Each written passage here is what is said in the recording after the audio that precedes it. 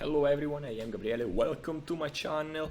Very recently the 25th devblog came out. It's just good news, I mean, I'm pretty thrilled and also anxious, very eager to play nesting system and skin system. Skin system, by the way, looks like it's been completed. Let's go over it together. It starts Felipe Tessaro. Hello Felipe, I hope you are well. Hello everyone. This month I have primarily focused on enhancements, improvements to existing systems and bug fixes. So probably performance will be slightly better, that's the question. Hopefully, fingers crossed. And they are kind of ready to release update 5 with all of its new systems. The skin system is complete and ready to go. It's just a matter of time, and they are giving this skin system in the hands of stress testers. Basically, it's in the hand of stress testers. Now, skin system has been completed, and the lead programmer has moved on development of Gore and beyond, the development of update 6, which is Gore and beyond. Also, the new Trudon special ability is functional and nearly complete. This is also great. So they have actually made huge strides. That's very good. I mean, not only they have almost completed update 5, so to be released, let's say in June. I mean, fingers crossed. It's just an estimated a guess that I am making. Just by the end of June, probably we are gonna play a nesting system and skin system. Again, it's a very personal guess. I have no idea. But not only that, they are putting their hands forward for update 6, Gore system and Trudon, the next playable, with Venom system, with mimicry system for Trudon, the ability to copy and paste other sounds around. I guess, it's just a guess. I have no idea how Trudon mimicry's gonna work actually.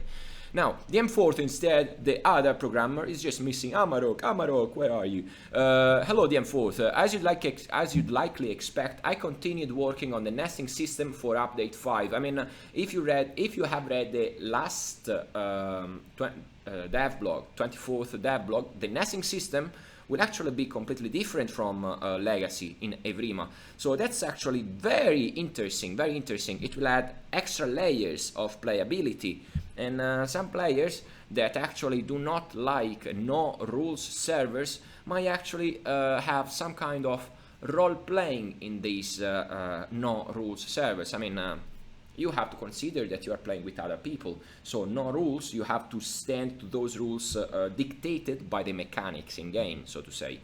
It's still a survival, it's still a horror game, first of all. That's just my opinion, but not only my opinion.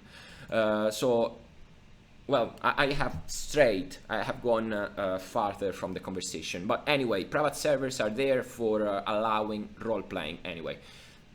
They need just to get bigger in Evrima. So we now have support for settling your eggs to private or public. So you have either a chance to make your nest public, or you just can set a password, and only those that know such password can join your nest. That's pretty neat. That's pretty cool. Also, a new thing to be added is that different species have different numbers for their eggs. I mean, you can only spawn a limited number of hatchlings depending on your species, from 2 to 8, I mean, depending on your species of dinosaur. So I guess Ipsilophodons will be able to nest up to 8 players, and Deinosuchus or Stegos, for example, they will be able to nest only 2 players in their egg clutch size. Also, the M4 also added a system for damaging and potentially destroying nests. So this is pretty neat. I wonder if it has something to do with Oviraptor. and probably Gallimimus. I don't know, it's just one of my guesses. But Oviraptor definitely can actually damage and destroy nests and feed on them. But the question is, will other playables be able to do the same and to feed on eggs? Kinda. I mean, it is not in their diet, obviously. It's just a prerogative of Oviraptor. Then let's go to Wedge. Hello, Wedge. This month I have redesigned the Herrera calls using some of the source from the legacy calls in order to preserve its signature sounds, such as the low bellows used for its broadcast, and to differentiate it a bit from the Dinosaur calls as well. So a lot of work on this Herrerasaurus. Not only is gonna be a climbable, but a lot of love for the sounds is gonna emit. It's kind of cool. It's kind of cool. I have also been working further on the ambient sequence mentioned in the last month blog post, which has gone through multiple iterations and is near completion. Okay, this is gonna be cool. I mean, I wanna hear these different ambient sounds. Let's say it's gonna be pretty neat to hear. I usually don't play with music. At times I do, but very rarely. So I rely on what I hear around me. Sometimes I don't hear anything. It's probably because the loop has to start again. I don't know. So finally, I have started to tackle some of the supplementary vocal sounds for the Trudon. So the special ability for Trudon has been kind of tackled by Felipe. Wedge is tackling as well the supplementary vocal sounds for the Trudon. I guess the ones that go over the normal 4 sounds, which is broadcast, help, friend, and threat. So this is going for the mimicry ability, I guess, I suppose. It's gonna be cool. It's gonna be cool. Wow, wow. Alright, Caesar, video editor. Caesar, actually, I had no idea that each of her videos took about 480 gigabytes. It's just a huge amount. It's just a huge amount. Like, such a short trailer is taking such a huge space. Well, quality after quantity, I guess. Wow, it's just amazing. It's just amazing. So this is one sneak a peek, I guess. It's a little Utahraptor that is checking its surroundings. A sneak a peek that Caesar is letting us for the next trailer, about nesting and skin system. It's gonna be pretty cool. You can expect sweet hatchling scenes as well. Oh, I cannot wait for it. I cannot wait for it, Caesar. It's gonna be pretty neat, I guess. Pretty neat. Thank you so much. Now, Tapwing, the 2D artist. Now, it's pretty curious that pretty curious and I think good that Tapwing is merging the different types of animals in order to create certain concepts. I had no idea that to create Spinosaurus, the concept for Spinosaurus, Tapwing used some bear actions, some movements that bears have in real life. It is kind of cool. I mean, for animal inspirations, a fusion of bear and crocodile comes to mind.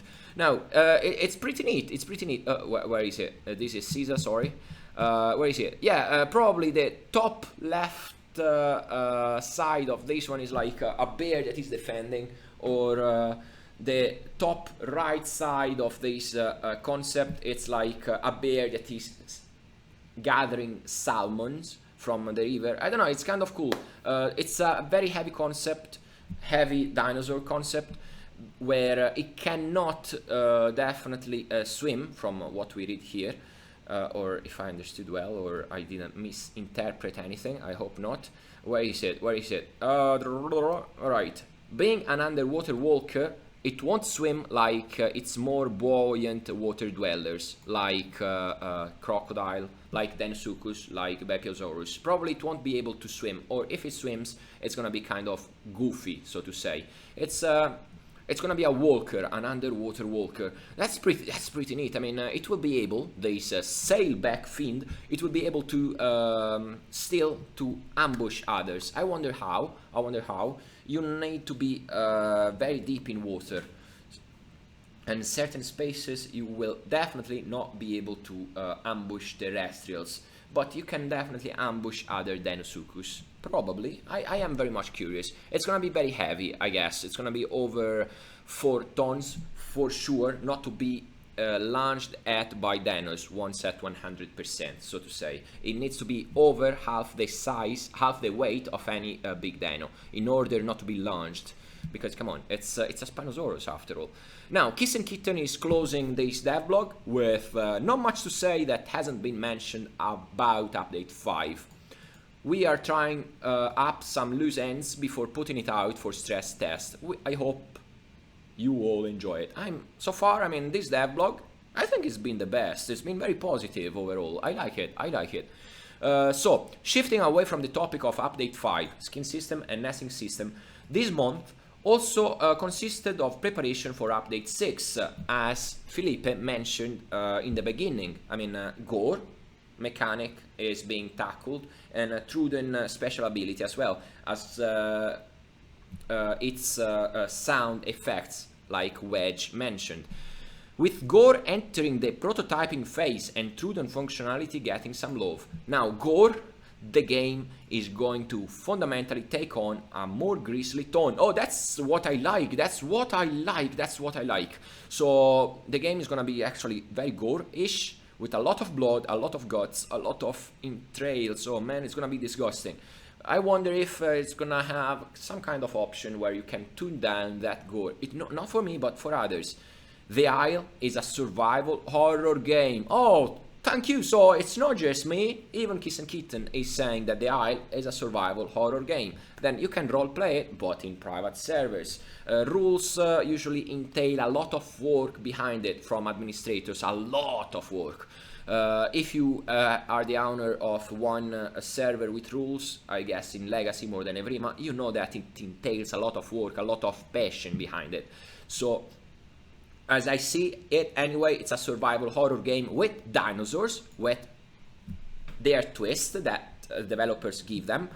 So, well, prepare yourselves to get really uncomfortable really fast. Oh, I like it. Oh, challenge accepted, Kiss and Kitten, challenge accepted. Wish us luck, because we really want to nail it.